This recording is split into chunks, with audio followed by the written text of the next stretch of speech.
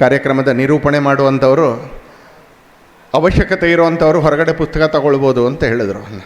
ನಾನು ಅಷ್ಟು ಸೌಜನ್ಯದಿಂದ ನಿಮಗೆ ಹೇಳುವ ಸ್ವಭಾವದವನಲ್ಲ ಒಂದ್ಸಲ. ಪುಸ್ತಕ ಕೊಂಡ್ಕೋಬೇಕು ಅಂತಲೇ ಈ ಕಾರ್ಯಕ್ರಮ ಏರ್ಪಡಿಸಿರೋದು ನಾವು.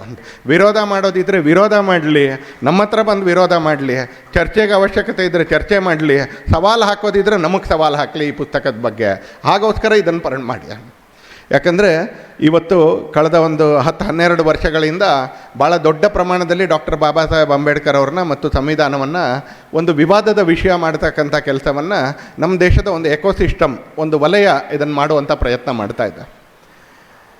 ಅನೇಕ ಸಂಗತಿಗಳನ್ನ ಹುಡುಕ್ತಾ ದೇಶ ಒಟ್ಟಾಗಿ ಯೋಚನೆ ಮಾಡಲಿಕ್ಕೆ ಆರಂಭ ಮಾಡಿದಾಗ, ದೇಶದ ಮುನ್ನಡೆಯ ದೃಷ್ಟಿಯಿಂದ ಸಮಾಜ ಕೂಡ ಒಂದು ಮನಸ್ಸಿನಿಂದ ಯೋಚನೆ ಮಾಡಲಿಕ್ಕೆ ಅಂತ ಆರಂಭ ಮಾಡಿದ್ರೆ ಅವ್ರಿಗೆ ಹೊಟ್ಟೆಲಿ ಏನೋ ಒಂದು ಸ್ವಲ್ಪ ಹುಳ ಎದ್ದಂಗೆ ಆಗಿಬಿಡುತ್ತೆ. ಆ ಥರದ್ದು ಒಂದು ವರ್ಗ ನಮ್ಮ ದೇಶದಲ್ಲಿದೆ. ಎಲ್ಲ ಕಡೆ ಇರುತ್ತೆ. ಪಕ್ಕದ ಮನೇಲಿ ಒಳ್ಳೆ ಭಜನೆ ನಡೀತಾ ಇದ್ದರೆ, ಒಳ್ಳೆ ನಗ್ತಾ ಇದ್ದರೆ, ಒಳ್ಳೆ ಪೂಜೆ ನಡೀತಾ ಇದ್ದರೆ ಕೆಲವು ಮನೆಯವರಿಗೆ ಆನಂದ ಪಡೋವಂಥ ಭಾಗ್ಯ ಇರೋದಿಲ್ಲ. ಏನೋ ಹೊಟ್ಟೆ ಕಿಚ್ಚು ಶುರು ಆಗುತ್ತೆ, ಏನೋ ಮಾಡೋಕ್ಕೆ ಅಂತ ಆರಂಭ ಮಾಡ್ತಾರೆ. ಆ ಥರ ನಮ್ಮ ದೇಶದಲ್ಲಿ ಒಂದು ವರ್ಗ ಇದೆ, ಅರ್ಬನ್ ನಕ್ಸಲರು ಅಂತೇಳಿ. ಅವ್ರಿಗೆ ಯಾವಾಗಲೂ ಕೂಡ ಕೃಪಾಪೋಷಣೆ ಮಾಡ್ತಕ್ಕಂಥ ಕಾಂಗ್ರೆಸ್ನ ಒಂದು ಎಕೋಸಿಸ್ಟಮ್ ಇದೆ. ಇವರು ನಿರಂತರವಾಗಿ RSS doctor Baba Saheb ಅಂಬೇಡ್ಕರ್ನ ವಿರೋಧಿಸುತ್ತೆ, RSS ಸಂವಿಧಾನವನ್ನು ವಿರೋಧಿಸುತ್ತೆ, RSS ಮತ್ತು BJP ಸಂವಿಧಾನವನ್ನು ರದ್ದು ಮಾಡ್ತಾರೆ. ಇದೇ ಥರದ ಮಾತುಗಳನ್ನ ಹೇಳ್ತಾನೆ ಇರ್ತಾರೆ. ಸಂಘದ ಬಗ್ಗೆ ಇವರು ಡಾಕ್ಟರ್ ಬಾಬಾ ಸಾಹೇಬ್ರನ್ನ ಅಗೌರವದಿಂದ ಕಾಣ್ತಾರೆ. ಯಾರು ಹೇಳೋದು ಇದನ್ನು ಅಂತ ಕೇಳಿದ್ರೆ, ಯಾವ ಸಂಘಟನೆ ಕಾಂಗ್ರೆಸ್, ಯಾವ ಸಂಘಟನೆಯ ನೇತೃತ್ವ ಜವಾಹರ್ಲಾಲ್ ನೆಹರು ಮತ್ತು ಅವರ ಇಡೀ ಕುಟುಂಬ ಡಾಕ್ಟರ್ ಬಾಬಾ ಸಾಹೇಬ್ ಅಂಬೇಡ್ಕರ್ ಅವ್ರನ್ನ ಸಂವಿಧಾನ ರಚನಾ ಸಮಿತಿಯ ಸದಸ್ಯರಾಗದೇ ಇರುವಾಗ ನೋಡ್ಕೊಳ್ಳೋಕೆ ಪ್ರಯತ್ನ ಪಟ್ಟರು ಆ ಕಾಂಗ್ರೆಸ್ಸು ಮತ್ತು ಆ ನಕಲಿ ಗಾಂಧಿ ಸಂತತಿ ನಮ್ಮ ಮೇಲೆ ಆರೋಪ ಮಾಡ್ತಾರೆ. ಯಾರೋ ಪ್ರಾಜ್ಞರೋ, ಯಾರೋ ಮುಗ್ಧರೋ, ಯಾರೋ ತಿಳ್ಕೊಂಡಿರ್ತಕ್ಕಂಥವ್ರು ಆಪಾದನೆ ಮಾಡಿದರೆ ನಾವು ಅವ್ರ ಜೊತೆ ಚರ್ಚೆ ಮಾಡ್ಬೋದು. ಇವರು ಡಾಕ್ಟರ್ ಬಾಬಾ ಸಾಹೇಬ್ ಅಂಬೇಡ್ಕರ್ ಅವ್ರನ್ನ ಎಲ್ಲೂ ಸದಸ್ಯರಾಗಕ್ಕೆ ಬಿಡದೇ ಇರುವಾಗ ಪ್ರಯತ್ನ ಮಾಡಿದ್ರು. ಸಂವಿಧಾನ ಬದಲಾಯಿಸಿದ್ದು ಯಾರು? ಪುಸ್ತಕದ ಲೇಖಕರು. ಇವತ್ತು ನಾಡಿನಾದ್ಯಂತ ನಡೀತಾ ಇರ್ತಕ್ಕಂಥ ಒಂದು ಬೌದ್ಧಿಕ ಚರ್ಚೆಯ, ನಾವೇನೋ ಒಂದು ಗದ್ದಲವನ್ನು ಅಥವಾ ಒಂದು ನಾಯ್ಸ್ ಅಂತ ಏನೋ ಕ್ರಿಯೇಟ್ ಮಾಡಬೇಕು ಅಂತ ಹೋಗ್ತಾ ಇಲ್ಲ. ಒಂದು ಬೌದ್ಧಿಕ ಚರ್ಚೆ ನಡೀಬೇಕು, ಆಧಾರ ಸಹಿತವಾಗಿ ಚರ್ಚೆ ನಡೀಬೇಕು ಅಂತಕ್ಕಂಥ ಒಂದು ಹಂಬಲದಿಂದ ಈ ಪುಸ್ತಕದ ರಚನೆಗೆ ಕೈ ಹಾಕಿ ಅನೇಕ ಆಧಾರಗಳನ್ನ ಸಂಗ್ರಹಿಸಿ ಇವತ್ತು ಈ ವಿಷಯದ ಕುರಿತು ಕಳೆದೊಂದು 60-70 ವರ್ಷಗಳಿಂದ ಅಪಪ್ರಚಾರ ಮಾಡ್ತಾ ಇದ್ದಂಥ ಅನೇಕರು ತಣ್ಣಗಾಗುವ ಮಾಡಿರೋದರಲ್ಲಿ ಒಂದು ದೊಡ್ಡ ಪಾತ್ರವನ್ನು ವಹಿಸಿರುವಂಥ ಕೃತಿಯ ಲೇಖಕರಾಗಿರುವಂಥ ಶ್ರೀಯುತ ವಿಕಾಸ್ ಪುತ್ತೂರವರೇ, ನಿಮ್ಮೆಲ್ಲರ ಪರವಾಗಿ ನಾನು ಅವರಿಗೆ ಅಭಿನಂದನೆಗಳನ್ನ ಕೂಡ ಸಲ್ಲಿಸ್ತೀನಿ ಈ ಪುಸ್ತಕಕ್ಕೋಸ್ಕರ.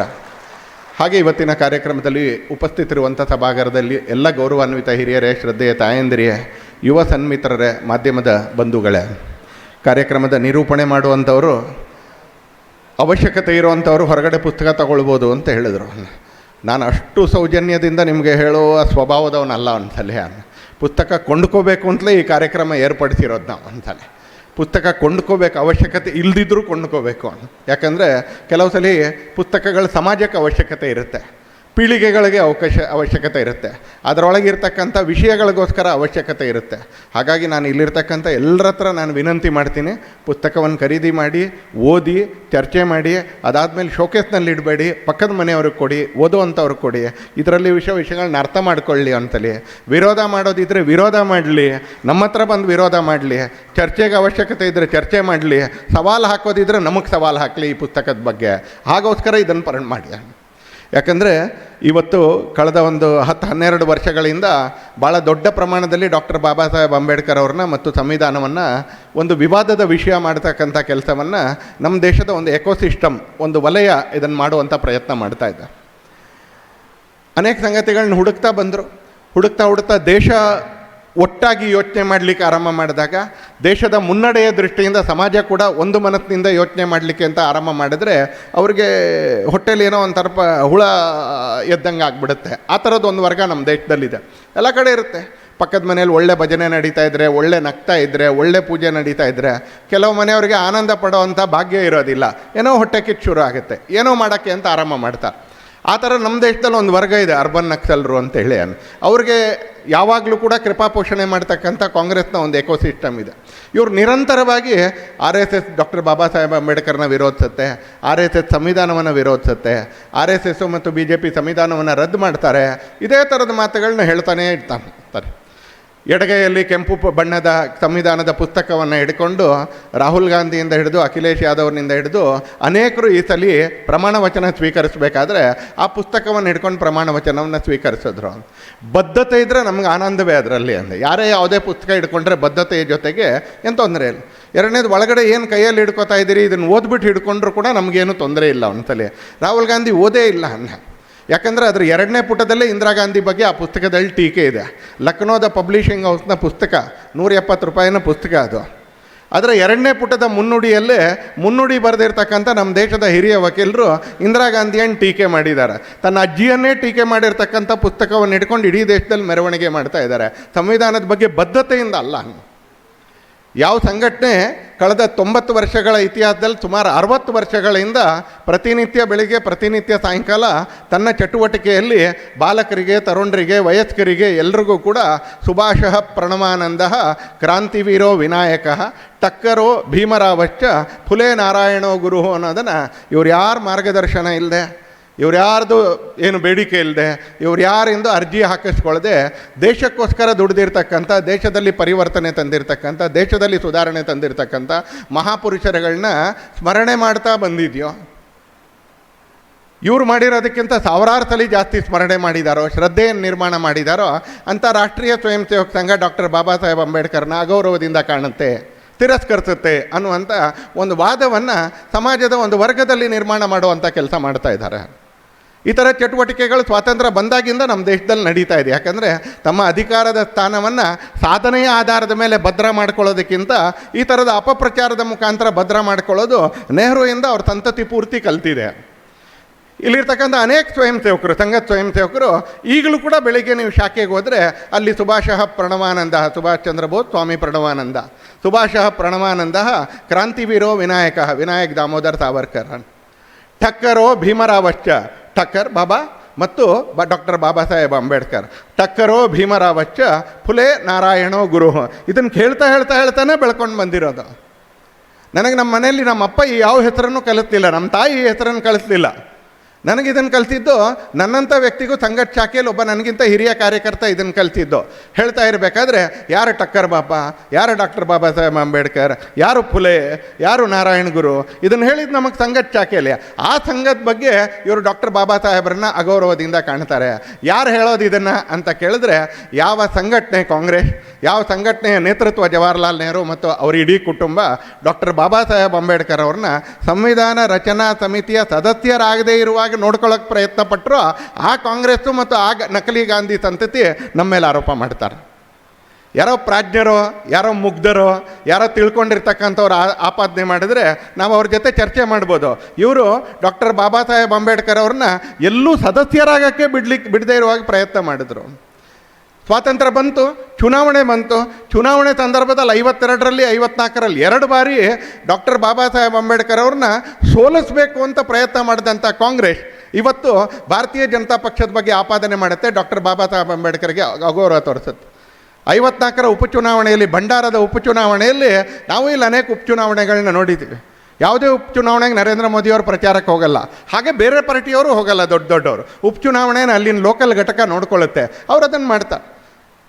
ಉತ್ತರ ಪ್ರದೇಶದ ಮಿಲ್ಕಿಪುರದಲ್ಲಿ ಉಪಚುನಾವಣೆ ನಡೀತು, ನಾಡಿದಲ್ಲಿ ಕೌಂಟಿಂಗ್ ಇದೆ. ಅಲ್ಲಿಗೆ ನರೇಂದ್ರ ಮೋದಿಯವರು ಹೋಗಲಿಲ್ಲ, JP ನಡ್ಡಾ ಅವರು ಹೋಗಲಿಲ್ಲ.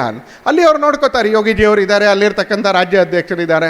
ಇದು ಎಲ್ಲ ರಾಜಕೀಯ ಪಕ್ಷಗಳಲ್ಲಿ ಬಂದ್ಕೊಂಡಿರ್ತಕ್ಕಂಥ ಒಂದು ಅಲಿಖಿತ ಸಂಪ್ರದಾಯ. ಆದರೆ ಭಂಡಾರದ ಉಪಚುನಾವಣೆಯಲ್ಲಿ 54ರಲ್ಲಿ 2 ಬಾರಿ ಜವಾಹರ್ಲಾಲ್ ನೆಹರು ಪ್ರಚಾರ ಮಾಡೋಕ್ಕೆ ಹೋಗ್ತಾರೆ. ಯಾಕೆ? ಬಾಬಾ ಸಾಹೇಬರನ್ನು ಸೋಲಿಸಬೇಕು ಅಂತ. ಈ ಸಂಘಟನೆಯವರು ನಮ್ಗೆ ಹೇಳ್ತಾರೆ ಅಂತೇಳಿ BJP ಡಾಕ್ಟರ್ ಬಾಬಾ ಸಾಹೇಬ್ ಅಂಬೇಡ್ಕರ್ ಅವ್ರನ್ನ ಅಗೌರವದಿಂದ ಕಾಣಿಸುತ್ತೆ. ಆ 54ರ ಉಪಚುನಾವಣೆಯಲ್ಲಿ ಡಾಕ್ಟರ್ ಬಾಬಾ ಸಾಹೇಬ್ ಅಂಬೇಡ್ಕರ್ ಅವರು ಎಲೆಕ್ಷನ್ ಏಜೆಂಟ್ ಆಗಿದ್ದವರು ಸಂಘದ ಪ್ರಚಾರಕರಾಗಿದ್ದಂಥ ದತ್ತೋಪಂತ್ ಹೆಗ್ಡೆ ಅವರು ಎಲೆಕ್ಷನ್ ಏಜೆಂಟ್ ಆಗಿರ್ತಕ್ಕಂಥವ್ರು. ಹೀಗೆ ಇವತ್ತು ಯಾರ್ಯಾರಿಂದ ಮಾತು ಕೇಳಬೇಕಾಗುತ್ತೆ, ಬುದ್ಧಿವಾದ ಕೇಳಬೇಕಾಗುತ್ತೆ ಅಂತಲೇ ನಮಗೆ ಗೊತ್ತಿಲ್ಲ. ಅಂತಂಥವರೆಲ್ಲ ನಮಗೆ ಬುದ್ಧಿವಾದ ಹೇಳ್ತಾರೆ ಅಂತ. ಈ ಬುದ್ಧಿವಾದ ಹೇಳ್ತಾ ಇರ್ತಕ್ಕಂಥವ್ರು ಬಂಡವಾಳ ಒಂದು ಸ್ವಲ್ಪ ಬಯಲು ಮಾಡಬೇಕಲ್ಲ ಅಂತ ವಿಕಾಸ್ ಒಂದು ಪುಸ್ತಕ ಬರೆದ್ರು. ಇವತ್ತು ಇಲ್ಲಿನ ಕಾರ್ಯಕರ್ತರು ಒಟ್ಟಿಗೆ ಸೇರಿ ಅದರ ಬಿಡುಗಡೆ ಅನೇಕ ಊರುಗಳಲ್ಲಾಗಿದೆ. ಅದಕ್ಕೋಸ್ಕರ ಶಿವಮೊಗ್ಗದ ಪ್ರಾಜ್ಞರನ್ನು ಸೇರಿಸಿ ಅವರ ಎದುರಿಗೆ ವಿಷಯ ಪ್ರಕಟಣೆ ಮಾಡಬೇಕು, ಪ್ರಸ್ತುತ ಮಾಡಬೇಕು ಅನ್ನೋ ಕಾರಣಕ್ಕೆ ಈ ಕಾರ್ಯಕ್ರಮ ನಡೀತಾ ಇದೆ. ಸಂವಿಧಾನ ರಚನಾ ಸಮಿತಿಯ ಸದಸ್ಯರಾಗದೇ ಇರುವಾಗ ಪ್ರಯತ್ನ ಮಾಡಬೇಕು, ಸಂಸದರಾಗದೇ ಇರುವಂಥ ರೀತಿಯಲ್ಲಿ ಪ್ರಯತ್ನ ಮಾಡಬೇಕು. ಹಾಗೆ ಮಂತ್ರಿ ಆದಮೇಲೆ 1951ನೇ ಇಸ್ವಿಗೆ ರಾಜೀನಾಮೆ ಕೊಡ್ತಾರೆ. ಅಕ್ಟೋಬರ್ 10ನೇ ತಾರೀಕಿಗೆ ಡಾಕ್ಟರ್ ಬಾಬಾ ಸಾಹೇಬ್ ಅಂಬೇಡ್ಕರ್ ರಾಜೀನಾಮೆ ಕೊಡ್ತಾರೆ. ರಾಜೀನಾಮೆ ಬರೇ ಡಾಕ್ಟರ್ ಬಾಬಾ ಸಾಹೇಬ್ ಅಂಬೇಡ್ಕರ್ ಕೊಡೋದಿಲ್ಲ, ಶ್ಯಾಮ್ ಪ್ರಸಾದ್ ಮುಖರ್ಜಿಯವರು ಕೊಡ್ತಾರೆ ಅದೇ ವರ್ಷ. ನಂತರ ಬಾಬು ಜಗಜೀವನರಾಮು ಕೊಡ್ತಾರೆ. ಯಾಕಂದರೆ ಯಾರಾದರೂ ಎದುರುಗಡೆ ಸಾಮರ್ಥ್ಯ ಇರ್ತಕ್ಕಂಥವ್ರು ಸಿಕ್ಕಿದ್ರೆ ಈ ನಕಲಿ ಗಾಂಧಿ ಫ್ಯಾಮಿಲಿಯವ್ರಿಗೆ ಮತ್ತು ಅವರ ಬಾಲಬುಡಕರಿಗೆ ಒಂದು ಹೆದರಿಕೆ ಶುರು ಆಗುತ್ತೆ, ಜನ ಇವ್ರನ್ನ ಆಯ್ಕೆ ಮಾಡಿಬಿಟ್ರೆ. ಹಾಗಾಗಿ ರಾಜೀನಾಮೆ ಕೊಡ್ತಕ್ಕಂಥ ಪರಿಸ್ಥಿತಿಯನ್ನು ನಿರ್ಮಾಣ ಮಾಡಿದಂಥವರು, ರಾಜೀನಾಮೆಯನ್ನು ಸ್ವೀಕಾರ ಮಾಡಿದಂಥ ಪಕ್ಷ ಇವತ್ತು BJPಗೆ ಹೇಳುತ್ತೆ ಡಾಕ್ಟರ್ ಬಾಬಾ ಸಾಹೇಬರಿಗೆ ಗೌರವ ಕೊಡ್ತಾ ಇಲ್ಲ. 1951ನೇ ಇಸ್ವಿ ಅಕ್ಟೋಬರ್ ತಿಂಗಳಲ್ಲಿ ಬಾಬಾ ಸಾಹೇಬರು ರಾಜೀನಾಮೆ ಕೊಡ್ತಾರೆ. ರಾಜೀನಾಮೆ ಕೊಟ್ಟ 3-4 ದಿನದ ನಂತರ ಆ ರಾಜೀನಾಮೆ ಬಗ್ಗೆ ಸಂಸತ್ನಲ್ಲಿ ಅವರು ವಿಚಾರ ಮಂಡಿಸ್ತಾರೆ. ನಾನು ಹೇಳ್ತಾ ಇರಬೇಕಾದ್ರೆ ಇದು ಯಾವುದು ಕಾಗಕ್ಕ ಗುಬ್ಬಕ್ಕನ ಕಥೆ ಅಲ್ಲ, ಎಲ್ಲವೂ ಆರ್ಕೈವ್ಸ್ನಲ್ಲಿ ಉಪಲಬ್ಧವಿದೆ. ನೀವು RTA ಹಾಕಿದ್ರೆ ಸಿಗುತ್ತೆ, ಪುಸ್ತಕಗಳಲ್ಲಿ ಸಿಗುತ್ತೆ, ಗ್ರಂಥಗಳಲ್ಲಿ ಸಿಗುತ್ತೆ, ಸಂಸತ್ತಿನ ದಾಖಲೆಗಳಲ್ಲಿ ಸಿಗುತ್ತೆ. ಕಾಂಗ್ರೆಸ್ನವ್ರು ನ್ಯೂಸ್ ಪೇಪರ್ ಪ್ಲಾಂಟಿಂಗ್ನಲ್ಲಿ ಎಕ್ಸ್ಪರ್ಟ್ಗಳು ಏನು ಪ್ಲಾಂಟ್ ಮಾಡ್ತಾರೆ, ಬಾಬಾ ಸಾಹೇಬ್ ಅಂಬೇಡ್ಕರ್ಗೆ ಆರೋಗ್ಯ ಸರಿ ಇಲ್ಲ, ಹಾಗಾಗಿ ಅವ್ರು ರಾಜೀನಾಮೆ ಕೊಟ್ಟಿದ್ದಾರೆ. ಎದ್ದು ನಿಂತ್ಕೊಂಡು ಹೇಳ್ತಾರೆ ಡಾಕ್ಟರ್ ಬಾಬಾ ಸಾಹೇಬ್ ಅಂಬೇಡ್ಕರ್ ಅವರು ಲೋಕಸಭೆಯಲ್ಲಿ ರಾಜ್ಯಸಭೆಯಲ್ಲಿ ಎದ್ದು ನಿಂತ್ಕೊಂಡು ಹೇಳ್ತಾರೆ ಮಂತ್ರಿಯಾಗಿ. ಅವ್ರು ಹೇಳ್ತಾರೆ ನನ್ನ ಬಗ್ಗೆ ಅನಾರೋಗ್ಯ ಸರಿ ಇಲ್ಲ ಅಂತ ಪತ್ರಿಕೆಗಳಲ್ಲಿ ಬರ್ತಾ ಇದೆ, ಹೀಗಾಗಿ ಸ್ಪಷ್ಟನೆ ಕೊಡೋಕ್ಕೋಸ್ಕರ ನಾನು ಎದ್ದು ನಿಂತ್ಕೊಂಡಿದ್ದೀನಿ ಅಂತ ಒಂದೊಂದೇ ಕಪಾಲದ ಏಟು ಬಾರಿಸ್ತಾರೆ ಕಾಂಗ್ರೆಸ್ಸಿನ ನಾಯಕರಿಗೆ. ಮೊದಲನೇದು ಹೇಳ್ತಾರೆ ನಾನು ಇಚ್ಛಾಪೂರ್ವಕ ನಾನೇ ನಿಶ್ಚಯ ಮಾಡಿ ರಾಜೀನಾಮೆ ಕೊಟ್ಟಿದ್ದೀನಿ. ಯಾಕೆ ಅಂತ ಕೇಳಿದ್ರೆ ನೆಹರು ಮತ್ತು ನೆಹರು ಮಂತ್ರಿಮಂಡಲ ಸಂವಿಧಾನ ರಚನೆಗೆ ಮುಂಚೆ ಕೂಡ ನಂತರ ಕೂಡ ಹಿಂದೂ ಕೋಡ್ ಬಿಲ್ ತೊಗೊಂಡು ಬರೋದಕ್ಕೆ ಅಪಾರವಾಗಿರ್ತಕ್ಕಂಥ ವಿರೋಧ ಮಾಡಿದ್ರು. ಮುಸಲ್ಮಾನರಿಗೆ ಪರ್ಸನಲ್ ಲಾ ಆಗಿತ್ತು, ಆದರೆ ಹಿಂದೂಗಳಿಗೆ ಕೋಡ್ ಬಿಲ್ ಬರಲಿಲ್ಲ. ಅದರಲ್ಲಿ ಮಹಿಳೆಯರಿಗೆ ಸ್ಥಾನಮಾನ ಕೊಡುವಂಥ ಅನೇಕ ಸಂಗತಿಗಳನ್ನ ಡಾಕ್ಟರ್ ಬಾಬಾ ಸಾಹೇಬ್ ಅಂಬೇಡ್ಕರ್ ಒಬ್ಬ ಚಳುವಳಿಗಾರನಾಗೇ ಸೇರಿಸಿದ್ರು. ಆ ನಂತರ ತನ್ನ ಹುದ್ದೆ ಕಾರಣಕ್ಕೋಸ್ಕರ ಸೇರಿಸಿದ್ರು. ಇದನ್ನು ವಿರೋಧ ಮಾಡ್ತು ಕಾಂಗ್ರೆಸ್. ಇದನ್ನು ಬಾಬಾ ಸಾಹೇಬರು ಹೇಳ್ತಾರೆ. ಎರಡನೇದು, ಕಾಂಗ್ರೆಸ್ ಹಿಂದೂ ಹಿತದ ಮಾತುಗಳನ್ನ ಆಡೋದೇ ಇಲ್ಲ. ಡಾಕ್ಟರ್ ಬಾಬಾ ಸಾಹೇಬ್ ಅಂಬೇಡ್ಕರ್ ಅಂದರೆ ಹಿಂದುತ್ವದ ವಿರೋಧಿ ಅಂತ ಇವತ್ತು ಅನೇಕ ಸಂಘಟನೆಗಳು ಬಿಂಬಿಸ್ತಾರೆ. ಆದರೆ ಬಾಬಾ ಸಾಹೇಬರು ಹೇಳ್ತಾರೆ ಹಿಂದೂ ಹಿತದ ವಿಷಯನೇ ಮಾತಾಡಲ್ಲ ಬಾಬಾ ಸಾಹೇಬರು, ಕೇವಲ ನೆಹರು ಅವರು. ಆದರೆ ಕೇವಲ ಮುಸಲ್ಮಾನರ ಹಿತದ ಬಗ್ಗೆನೇ ಮಾತಾಡ್ತಾರೆ. ಈ ಥರ ಒನ್ ಸೈಡೆಡ್ ಅಪ್ರೋಚ್ ಸರಿ ಇಲ್ಲ. ಮೂರನೇದು ಬಾಬಾ ಸಾಹೇಬರು ಹೇಳ್ತಾರೆ 4 ಕಾರಣಗಳಲ್ಲಿ ಮೂರನೇದು, ಕಾಶ್ಮೀರದಲ್ಲಿ ಜಮ್ಮು ಕಾಶ್ಮೀರದಲ್ಲಿ ಭಾರತದ ಸಂವಿಧಾನ ಅನ್ವಯನೇ ಆಗ್ತಾ ಇಲ್ಲ. ಇದು ನೆಹರು ಕಾರಣಕ್ಕೆ, ಇದು ಕಾಂಗ್ರೆಸ್ ಕಾರಣಕ್ಕೆ, ಕಾಶ್ಮೀರದ ಪರಿಸ್ಥಿತಿಯ ಕಾರಣಕ್ಕೆ ನಾನು ರಾಜೀನಾಮೆ ಕೊಡ್ತಾ ಇದ್ದೀನಿ ಅಂತ ಹೇಳ್ತಾರೆ, ಆರೋಗ್ಯದ ಕಾರಣಕ್ಕಲ್ಲ. 4ನೇದು ಹೇಳ್ತಾರೆ ನಾನು ನೆಹರು ಅವ್ರನ್ನ ಪರಿಪರಿಯಾಗಿ ಬೇಡಿಕೊಂಡೆ, ನನಗೆ ಯಾವುದ್ರ ಕೆಲಸ ಮಾಡೋಕ್ಕೆ ಅವಕಾಶ ಇರ್ತಕ್ಕಂಥ, ನನ್ನ ಜನರ ಏಳಿಗೆಗೆ ನಾನು ಪ್ರಯತ್ನ ಮಾಡಲಿಕ್ಕೆ ಅವಕಾಶ ಇರ್ತಕ್ಕಂಥ ಇಲಾಖೆ ಕೊಡಿ. ಆದರೆ ನನ್ನನ್ನು ಕಾನೂನು ಮಂತ್ರಿಯಾಗಿ ಮಾಡಿದ್ದಾರೆ, ಎಲ್ಲಿ ಬರೀ ನಿಯಮಗಳನ್ನ ರೂಪಿಸ್ಬೋದೋ ಅಂಥ ಕಡೆ. ನನಗೆ ನನ್ನ ಜನಗಳ ಏಳಿಗೆಗೋಸ್ಕರ ಕೆಲಸ ಮಾಡಬೇಕು ಅಂತಿದೆ, ನನ್ನ ಬದುಕು ವ್ಯರ್ಥ ಮಾಡ್ಕೊಳ್ಳೋಕೆ ಆಸಕ್ತಿ ಇಲ್ಲ, ಆ ಕಾರಣಕ್ಕೆ ನಾನು ರಾಜೀನಾಮೆ ಕೊಡ್ತಾ ಇದ್ದೀನಿ ಅಂತ ಹೇಳ್ತಾರೆ ಅಂತಾರೆ. ಹೀಗೆ ಸಂವಿಧಾನ ರಚನಾ ಸಮಿತಿಯ ಸದಸ್ಯರಾಗಲಿಕ್ಕೆ ಅಡ್ಡಿ ಮಾಡಿದ್ರು, ಸಂಸದರಾಗಲಿಕ್ಕೆ ಅಡ್ಡಿ ಮಾಡಿದ್ರು. ಗಾಂಧೀಜಿ ಒತ್ತಾಯದ ಕಾರಣಕ್ಕೆ ಶ್ಯಾಮ್ ಪ್ರಸಾದ್ ಮುಖರ್ಜಿಯವರು ಮತ್ತು ಡಾಕ್ಟರ್ ಬಾಬಾ ಸಾಹೇಬರು ಇವರಿಬ್ಬರನ್ನ ಗಾಂಧೀಜಿ ಒತ್ತಾಯದ ಕಾರಣಕ್ಕೆ ನೆಹರು ಅವರು ಸೇರಿಸ್ಕೊಳ್ತಾರೆ. ಇವರಿಬ್ಬರು ನಾನ್ ಕಾಂಗ್ರೆಸ್ ವ್ಯಕ್ತಿಗಳು, ಇಬ್ಬರು ಕಾಂಗ್ರೆಸ್ಸಿನ ಸದಸ್ಯರಾಗಿರಲಿಲ್ಲ, ಸೇರಿಸ್ಕೊಳ್ತಾರೆ. ಆದರೆ ಇಬ್ಬರು ರಾಜೀನಾಮೆ ಕೊಡುವಾಗ ಮಾಡ್ತಾರೆ ನೆಹರು ಅವರು, ಇಬ್ಬರು ರಾಜೀನಾಮೆ ಕೊಡುವಾಗ ಮಾಡ್ತಾರೆ. ಆ ನೆಹರು ಮರಿಮೊಮ್ಮಗ ಇವತ್ತು ನಮಗೆ ಬೋಧನೆ ಮಾಡ್ತಾರೆ, ಬಾಬಾ ಸಾಹೇಬ್ರಿಗೆ BJP ಆಗೋರು ಮಾಡ್ತಾ ಇದೆ. ಯಾವಾಗಾದ್ರೂ ಒಂದ್ಸಲಿ ಕನ್ನಡಿ ನೋಡ್ಕೋಬೇಕಲ್ಲ, ಮನೇಲಿ ಕಾಂಗ್ರೆಸ್ ನಾಯಕರ ಮನೆಗಳಲ್ಲಿ ಕನ್ನಡಿ ಇದೆಯೋ ಇಲ್ವೋ ಅಂತ ಡೌಟ್ ಆಗುತ್ತೆ. ಯಾಕಂದರೆ ಕನ್ನಡಿ ಎದುರುಗಡೆ ನಿಂತ್ಕೊಂಡ್ರೆ ಸುಳ್ಳು ಹೇಳೋಕ್ಕಾಗಲ್ಲ ಅಂತ ನಮ್ಮ ಅನೇಕ ಹಿರಿಯರು ಹೇಳ್ತಾ, ಇವ್ರುಗಳ ಮನೇಲಿ ಕನ್ನಡಿ ಇಟ್ಕೊಂಡಿದ್ದಾರಾ ಇಲ್ವೋ ಅಂತ ಗೊತ್ತಾಗೋದಿಲ್ಲ. 56ರಲ್ಲಿ ವೇದನೆಯಿಂದ ಡಾಕ್ಟರ್ ಬಾಬಾ ಸಾಹೇಬರು ತೀರ್ಕೊಳ್ತಾರೆ. ಡಾಕ್ಟರ್ ಬಾಬಾ ಸಾಹೇಬ್ರ ಬಗ್ಗೆ ನಮಗೂ ಉಪದೇಶ ಮಾಡ್ತಕ್ಕಂಥವರು ಕೋಟ ಶ್ರೀನಿವಾಸ ಪೂಜಾರಿ ಅವರು ಹೇಳಿದರು, ಆ ದೆಹಲಿಯಲ್ಲಿ ಎಕರೆಗಟ್ಟಲೆ 100 ಎಕರೆಗಟ್ಟಲೆ ಸ್ಮಾರಕಗಳನ್ನ ನಿರ್ಮಾಣ ಮಾಡ್ಕೊಳ್ಳಿರ್ತಕ್ಕಂಥ ಕಾಂಗ್ರೆಸ್ನವರು ಒಂದು ಸಣ್ಣ ಸ್ಮಾರಕ ಮಾಡ್ಕೊಳ್ಳೋಕೆ ಅವಕಾಶ ಕೊಡಲಿಲ್ಲ ದೆಹಲಿಯಲ್ಲಿ. ದೂರದ ಮುಂಬೈಗೆ ಹೇಗೆ ತೊಗೊಂಡೋದ್ರು ಅಂತ ಇವತ್ತು ವಿವರ ಸಿಗೋದಿಲ್ಲ ನಮಗೆ. ಕೆಲವ್ರು ಹೇಳ್ತಾರೆ ಕಾರಲ್ಲಿ ಕರ್ಕೊಂಡು ಹೋದ್ರು ಅಂತ, ಕೆಲವರು ಹೇಳ್ತಾರೆ ಕಾರ್ಗೋದಲ್ಲಿ ತಗೊಂಡು ಹೋದರು ಅಂತ ಅನ್ಸಲಿ. ಈ ದೇಶಕ್ಕೆ ಸಂವಿಧಾನ ಕೊಟ್ಟಿರ್ತಕ್ಕಂಥ ಒಬ್ಬ ಮಹಾಪುರುಷ, ಆಧುನಿಕ ಸ್ಮೃತಿಕಾರ, ಸಂವಿಧಾನ ಕೊಟ್ಟವರು, ಆಧುನಿಕ ಸ್ಮೃತಿಕಾರ ಡಾಕ್ಟರ್ ಬಾಬಾ ಸಾಹೇಬ್ ಅಂಬೇಡ್ಕರ್ ಅವರು. ಅಗೌರವದಿಂದ ಅವ್ರ ಶವವನ್ನು ಮುಂಬೈಗೆ ಸಾಗಿಸಲಾಗುತ್ತೆ, ಅಲ್ಲಿ ಅವ್ರ ಶವ ಸಂಸ್ಕಾರ ನಡೆಯುತ್ತೆ. 6 ತಿಂಗಳೊಳಗೆ ಅವ್ರ ಧರ್ಮಪತ್ನಿ ಸವಿತಾ ಅಂಬೇಡ್ಕರ್ ಅಪಮಾನಕಾರಿಯಾಗಿ ಆ ಮನೆಯನ್ನು ಖಾಲಿ ಮಾಡುವಂಥ ಪರಿಸ್ಥಿತಿಯನ್ನು ಸರ್ಕಾರ ತಗೊಂಡು ಬರುತ್ತೆ. ಆಲಿಪುರ್ ರೋಡ್ನ ಮನೆಯನ್ನು ಅಪಮಾನದ ರೀತಿಯಲ್ಲಿ ಸವಿತಾ ಅಂಬೇಡ್ಕರ್ ಅವ್ರನ್ನ ಖಾಲಿ ಮಾಡಿಸಲಾಗುತ್ತೆ. ಇವತ್ತಿಗೂ ಕೂಡ ಕಾಂಗ್ರೆಸ್ನವರು ದೆಹಲಿಯಲ್ಲಿ ಒಂದೇ ಒಂದು ಸ್ಮಾರಕ ಡಾಕ್ಟರ್ ಬಾಬಾ ಸಾಹೇಬ್ ಅಂಬೇಡ್ಕರ್ಗೆ ಕೊಟ್ಟಿದ್ದಾರೆ.